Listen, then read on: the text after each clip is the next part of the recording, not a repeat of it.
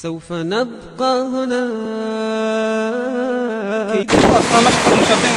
يتم الآن تحضير لوقفة تضامنية واحتجاجية على ما يحدث في مصر جراء الجرائم التي يقترفها السيسي وجنوده،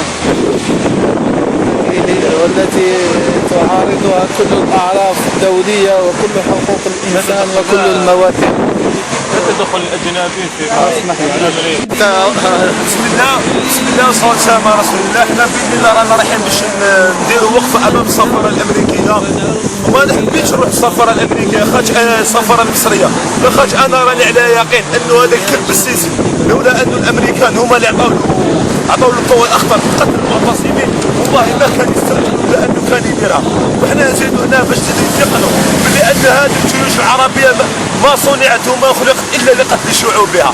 هذا هو. وحنا كجزائريين رانا رايحين باش نمدوا. مانيش حايب السيناريو الجزائري، مانيش حايب وصلنا احنا في الجزائر يتكرر في مصر، مانيش حايب الشعب المصري يعاني التبعات اللي عانينا احنا. 200,000 قتيل، 20,000 مفقود، خلي الارامل، الايات، اليتامى.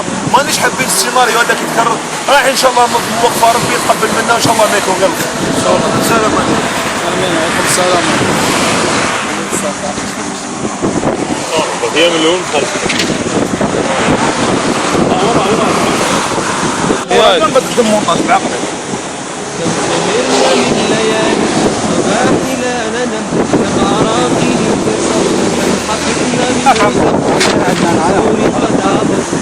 يدير له نقاط، يدير لهم وحدهم. ولينا فيلم هاي هو كي يكمل زيد. لا لإعادة التجربة الجزائرية في مصر. لا لتكرار السيناريو الجزائري في مصر. لا لتكرار سيناريو الجزائر في مصر.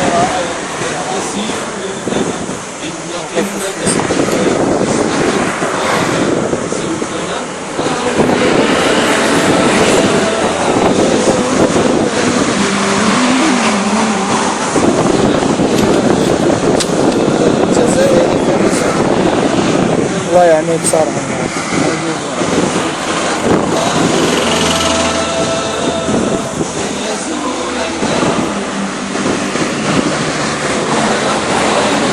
مصطفى كحلا مصطفى وش دير؟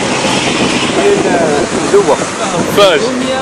شرعية لا ما يقول هكذا وما يشوفوا كلمة ما يرحم شهداء مصر ان شاء الله. لا لتكرار سيناريو الجزائري في مصر.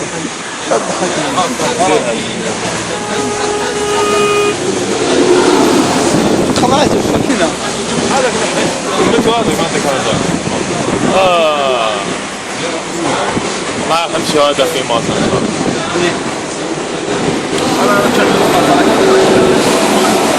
دير نقاطي فوق، دير نقاطي فوق 20.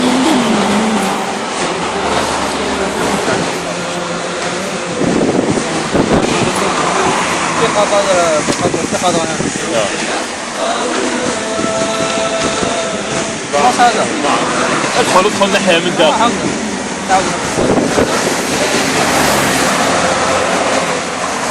هذه تكنيك.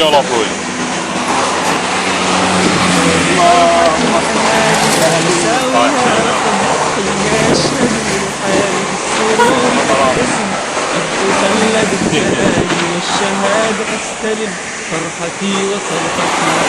ما تصبح واقع لكل حال. رب عليك. شهر واحد زيد زود.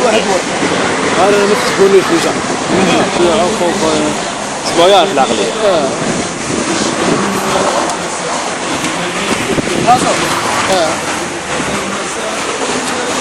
الأخراني هذا. لا لتكرار سيناريو جزائري في مصر. كفاكم إراقة للدماء واتقوا الله في شعب مصر. حقهم الشرعية.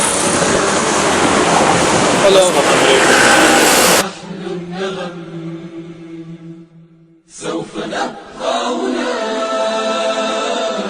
كي يزول الألم. سوف نحيا هنا،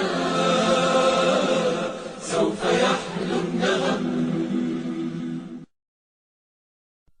سوف نبقى هنا.